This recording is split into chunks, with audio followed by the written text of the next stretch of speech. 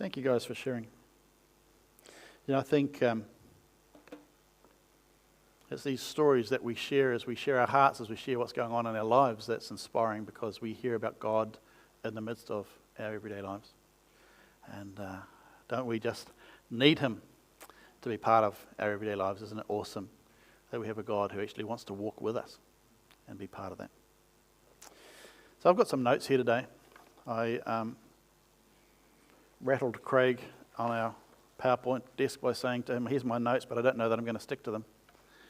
We're just going to dip in and out of them. Today I just want to share something really that's been growing in my heart for some time. It's been quietly mulling around in the back of my mind. You may have heard in recent times that I've been using the word church less and been talking more about faith community. The reason I'm doing that is because I believe that when we use the word church, people have all these preconceptions about what church is meant to them. Quite often, we distill that down to what happens in church on Sunday morning at 10 a.m. But I love the phrase faith community because it expresses so much more, for me anyway, than the word that we've been using for so many years called church. And so for me, it's actually helped focus my thinking on what I would like our community to look like. Wouldn't it be great if our community was much richer than just what happens when we come together? Wouldn't it be awesome if our community was something where we came together and we just spent more time, more deeply in each other's lives? Having people around, having to catch up with people on Sunday is great, but on Sunday, it's not so easy to actually, and it's not possible to actually have those deep conversations where we get to know each other, where we get to understand, where each other is at. And so if I said to you today, if the person sitting nearby you that isn't your husband or wife, how well do you know them? Do you know their dreams? Do you know the things that are sitting heavy on their heart? Do you know the things that they have been praying about? How much are you able to enter into their lives? And so this phrase, community faith or faith community, for me is actually about what does it mean to be a true community? A community of believers, a community of really diverse people who have a common faith in Jesus Christ. And that's what ties us together. What does it mean for us to be a faith community? How do we do community better? And so there's this phrase, as I've been thinking about this over the last little while. There's a Māori word, whanonga tangata. And whanonga tangata is a word that talks about relationship. But it talks about, it's based on whānau and tangata. So whānau is the base word, and it's actually about how families and how relationships come together in a deep and meaningful way. And it talks about the closeness of family, but also the depth of those relationships. And for me, that's been sitting in the back of my mind, because I actually believe this is deeply a Christian value. The way that they express that speaks to me about what our church family, our Christian whānau, should be like. To what extent are we present in each other's lives? And so there are some other words, some other phrases there in Te Reo. There's kotaururu. And kotaururu speaks about generosity of spirit. It's about how we take what we have and we offer it to other people. And it actually also goes deeper than that. It talks about how we can offer assistance to other people in ways that actually help them and encourage them and nurture them and speak into their well-being. And so these are values which sit deeply within our Māori brethren. And there's another word which you may have heard quite a bit. It's becoming quite prevalent, talked about, and I'm sure that at some point you've heard the word manaakitanga.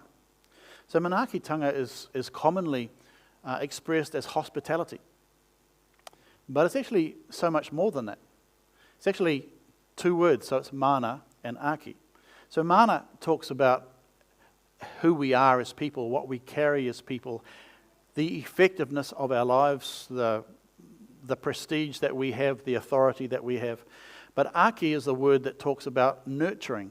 And so when you put these things two together, manaakitanga is talking about being involved in people's lives, welcoming them into our space in a way that encourages them and nurtures them and helps them in their personal growth and in their well-being. And so these three phrases have been banging around in my mind. And I look at that and I go, hospitality. So as we talk about what it means to be a faith community, what it means to have a deeper sense of community, one of the deep Christian values that Christ held and Christ aspires us to hold is this concept of hospitality. So if I said to you, hospitality, what does it mean to you? What does it mean to you? When you think of hospitality, how would you define hospitality? It's an actual question, not a rhetorical one. Sharing?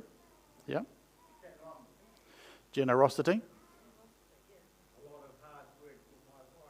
A lot of hard work for your wife. And Des, can I ask why this is a lot of hard work for your wife? Do you want to unpack that a bit, Des?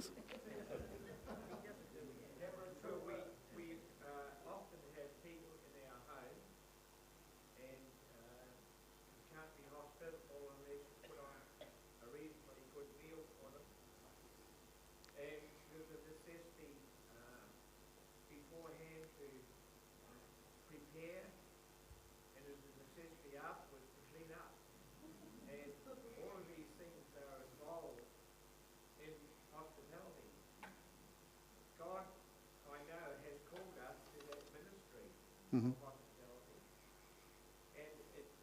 it means that you're giving of yourself fully towards it. That's great. There is a cost to hospitality, isn't there? There's a cost of your time. There might be a financial cost. There will be a sacrifice of other things that you might have wanted to do with that time. There's, as Des said, there's work beforehand and afterwards. Hospitality, I was interested because I actually looked it up. I thought, well, in my mind, hospitality is having people over for a meal.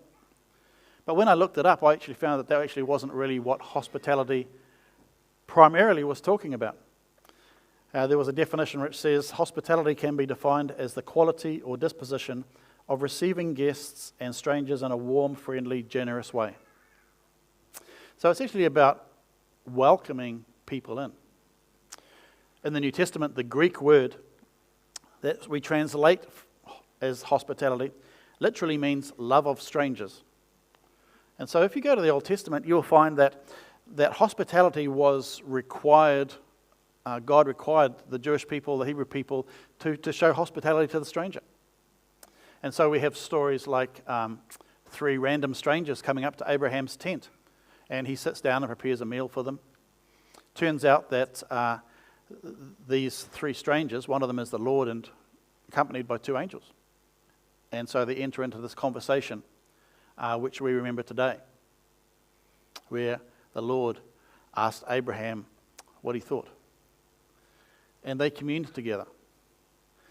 And so this idea of welcoming the stranger in was very prevalent in the Old Testament. We actually see that quite often a stranger would walk. So back in those days, they didn't have inns, they didn't have hotels, and if they were there, they were very expensive.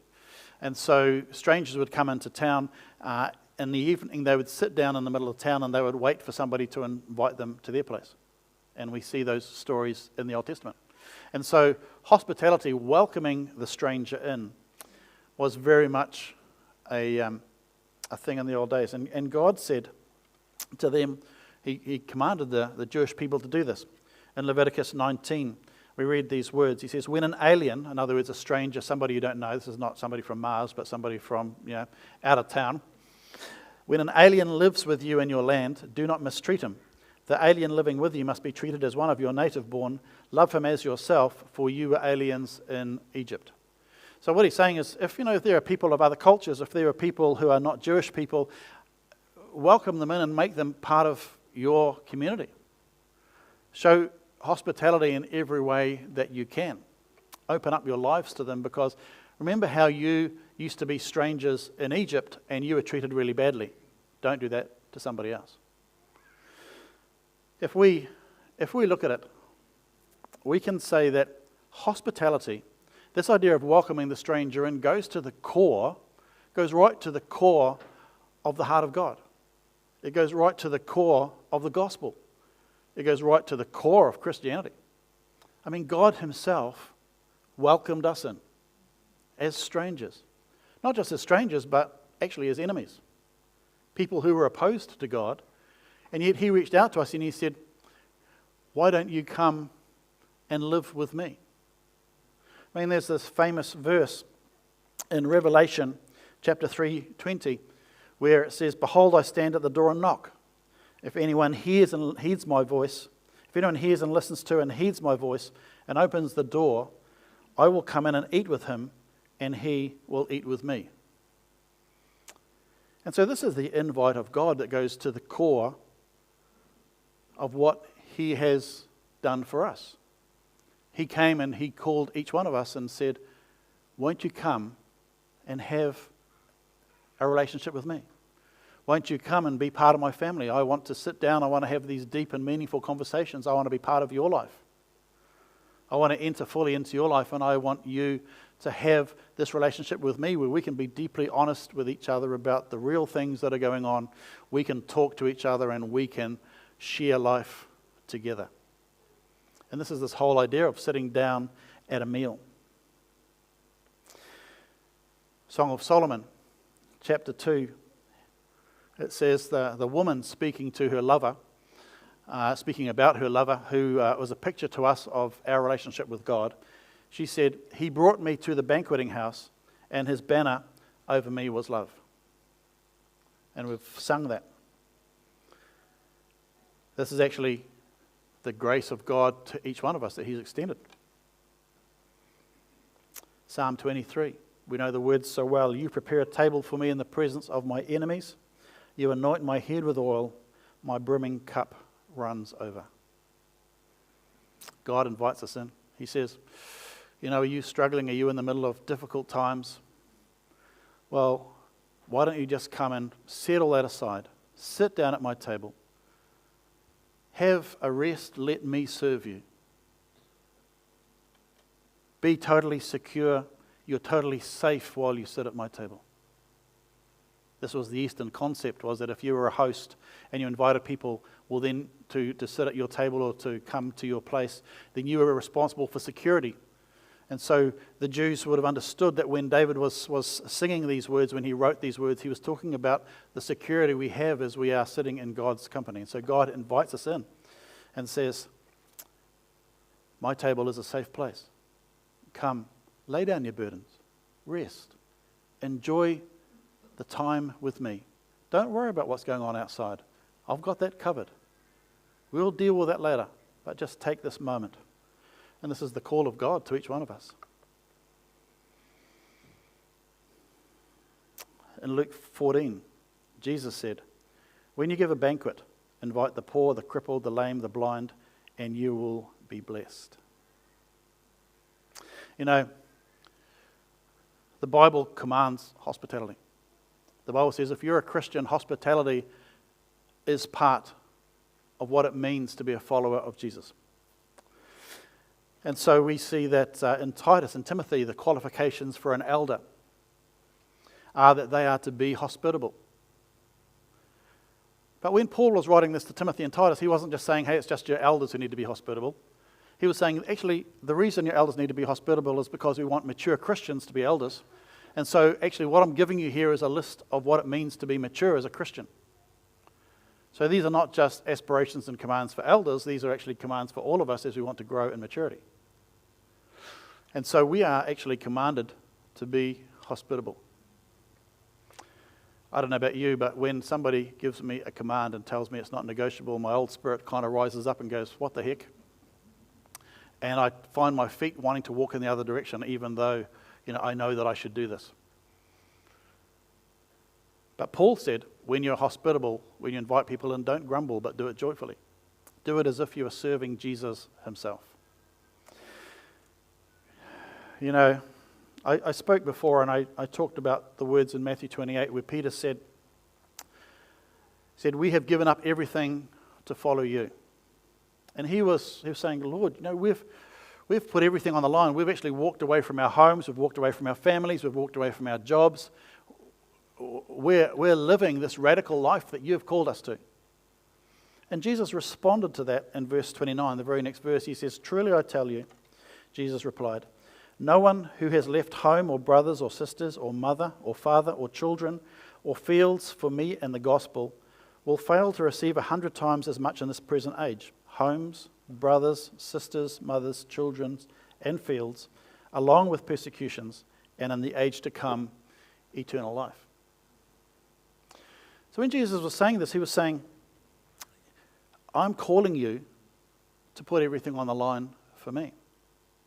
I'm calling you to do radical Christianity, but what you need to understand is that when you become a Christian, you become a brand new person.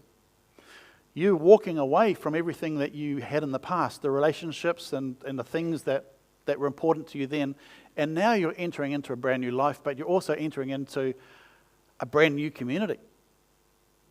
And so you may have given up a home, your aspirations for a home, but now you are part of a family where there are so many homes. And all these homes are open to you because this is the community that we are. And so you've gained homes, you've gained brothers and sisters, you've gained mothers, children, and fields because this is how Christ envisaged us living. And as I read Acts chapter 2, where they came together and they shared everything, they were in each other's houses constantly. This is the fulfillment of what Jesus is talking about to his disciples. He was saying, yes, you've given up everything, but you have gained so much more because you are now part of a community who will love you and support you. And together as a community, you are incredibly richer than you were before. Because you've gained all these brothers and sisters who love you, who want to encourage you, who want to nurture you, who want to show you manaakitanga.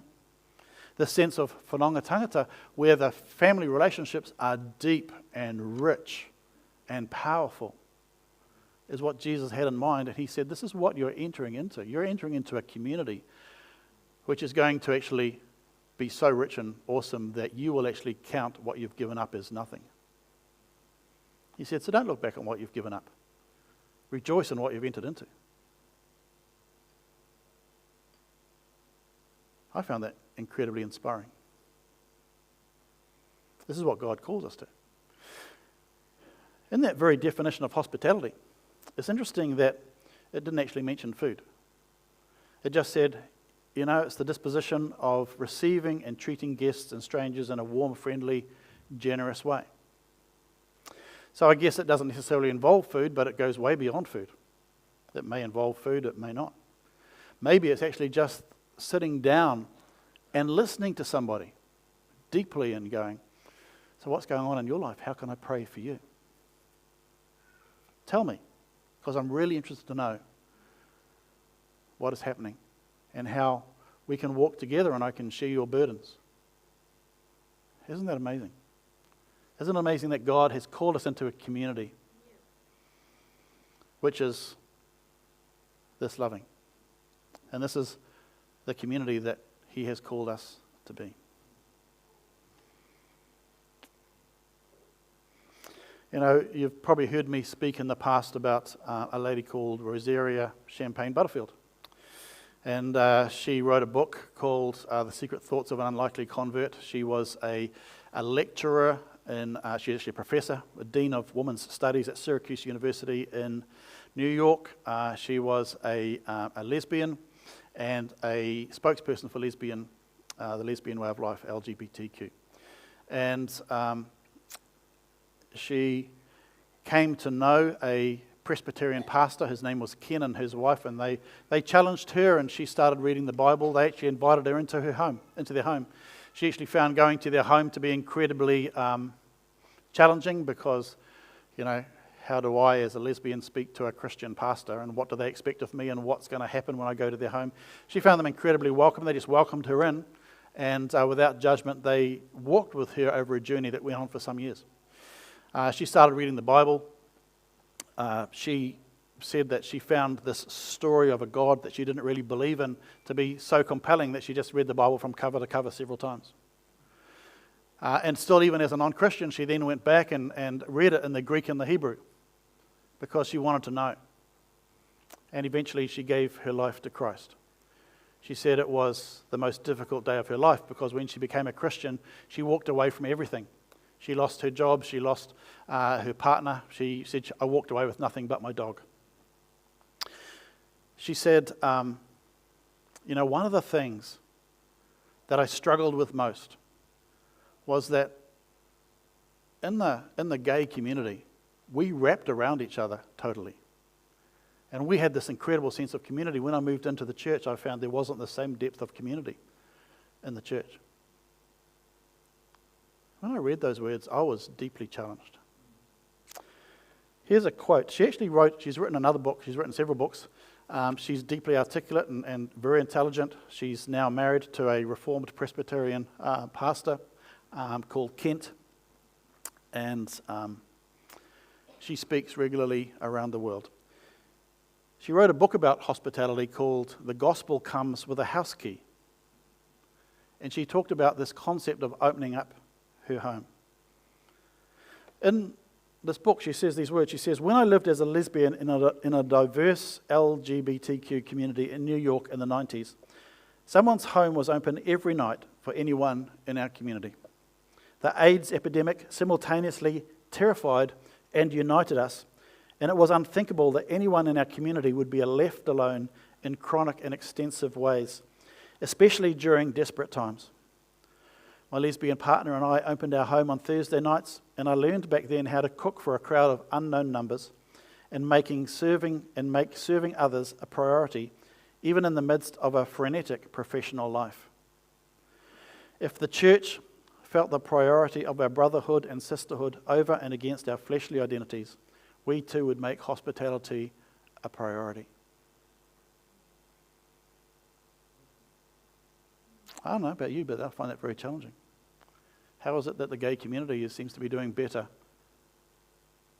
than we are in this area when actually this is a value that we should own?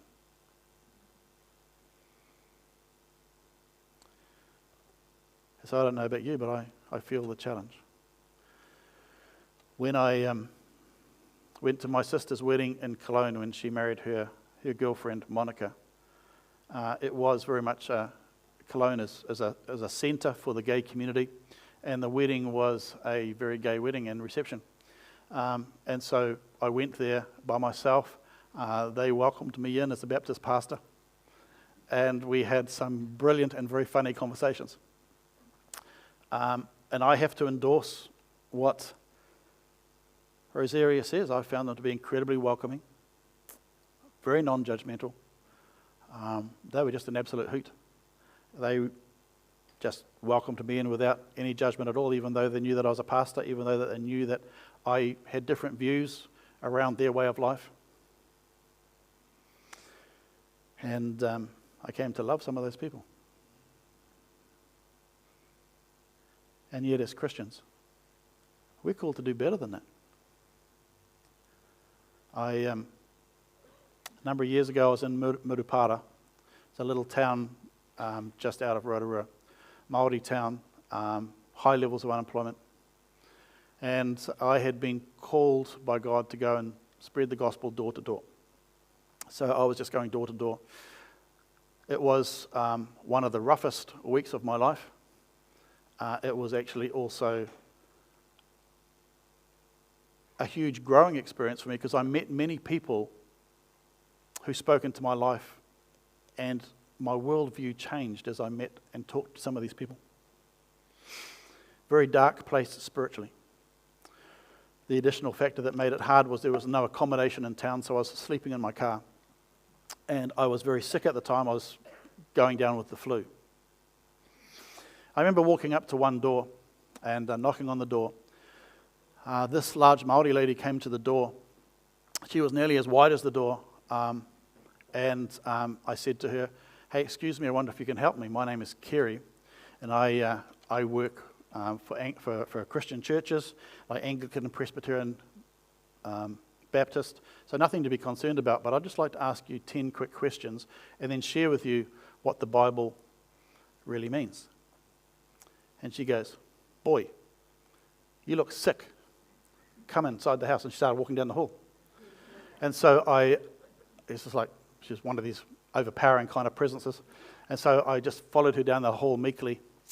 And we walked into her kitchen. And there were probably about 3 or 4 people in the house. But on the stove, there was this enormous pot. It was a big stock pot. It was about this round. It was about that high. It was so big, it was sitting on 2 elements. And it was full of pasta. And she goes, "Get some kai in you, boy. You need some meal." So I ate. She piled up this plate. It was huge, with pasta, the spiral pasta, and it was all covered with this big sauce. So I ate that, and you would know yourself that pasta is really, really filling. And so by the time I'd finished that, I was feeling somewhat bloated. I still hadn't managed to get a word out because she was just loving on me. I'm not quite sure, with only 4 people in the house, why there was such a big pot on the stove. But then I finished it, and she goes, "Have another one." And she filled it up again and put it in front of me, and I thought, I'm going to explode. Hospitality. Welcoming the stranger in. And she just showed me what it meant to be a mother, what it meant to be hospitality. I, to this day, don't know whether she's a Christian or not. We never managed to get through the conversation. And maybe that was her tactic. Every time I tried to talk about Jesus, she just gave me another plate of pasta. Stop talking and eat your full mouth, but she was incredibly welcoming, and it was just beautiful to sit in her house and to be blessed in that way. So hospitality. We've got a few minutes left. I know that hospitality comes with a price.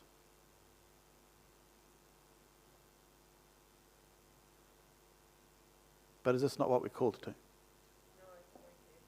No? I think we are. So, I don't know if any of you have any thoughts, any pushback on this. I mean, if you read Rosaria's book, she talks about the fact that several nights a week she just opens up her house to and it's a great book to read if you want to read that book. The Gospel Comes with a House Key. She talks about how she opens up her home and people just come, and they know, and she has no idea how many people are coming. And some of her neighbours come. Some of her neighbours know that her house is open, and they'll drop off kids for her to look after. They have a meal. Her husband shares the devotion. And this is becoming quite a huge thing in their life and in their neighbourhood. And so they've seen neighbours come in. They don't need to stay for the Bible devotion, but many choose to do so. She said sometimes people just turn up because they want to know what all the cars are about outside. And so this has become a way of life for them. An incredibly busy lady who is the wife of a pastor, but also, she's homeschooling her children and all the things that those things entail. And so she's found time for this, and she said this is actually what God has called to us.